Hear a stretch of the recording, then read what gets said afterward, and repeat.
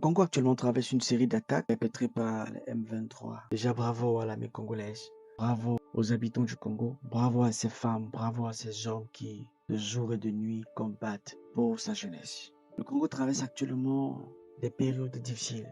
Et quand je dis actuellement, c'est depuis la nuit des temps. Depuis pratiquement plus de 20 ans, dans cette partie du Congo, de l'Est du Congo, est victime des attaques du M23. Mais cette vidéo, c'est une vidéo d'indignation. Mais de s'indigner pas du côté occidental, puisqu'il ne révèle pas au monde ce qui se passe du côté du Congo, de l'Est du Congo.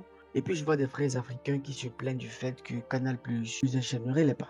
Ou alors il est sous pression d'autres Africains qui se mobilisent pour boycotter soit des antennes Canal Plus, Orange, etc. Vous savez, dans la vie, votre voisin n'est pas obligé de décrire la situation qui se passe à votre absence dans votre maison. Votre voisine n'est pas obligée de vous décrire comment est-ce qu'elle a aperçu votre mari en plein marché, en compagnie d'une, etc. Il n'est pas obligé, elle n'est pas obligée de décrire une situation qui se passe dans votre maison à votre absence. C'est absurde d'en vouloir aux Occidentaux. Vous savez, le problème, c'est un problème de fond. De présidents africains qui sont amis avec des présidents occidentaux. On peut les concéder cela.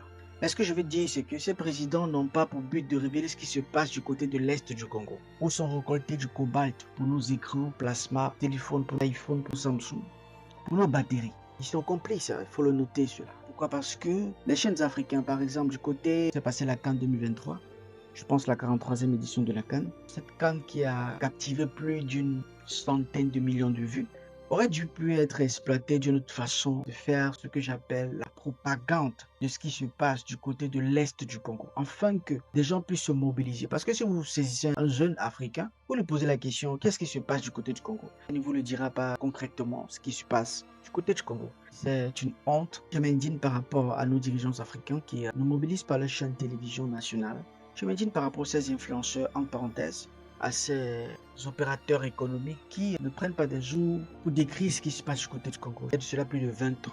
Plus de 20 ans, si on veut décompter le nombre de jeunes, de femmes, d'hommes tombés sur le coup des soldats du M23, c'est alarmant.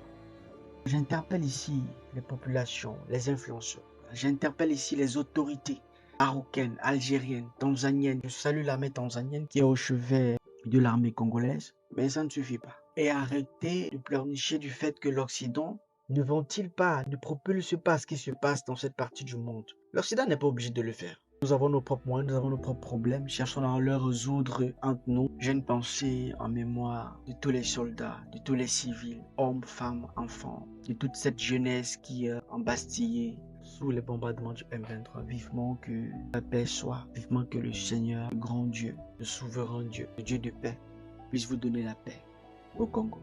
Shalom.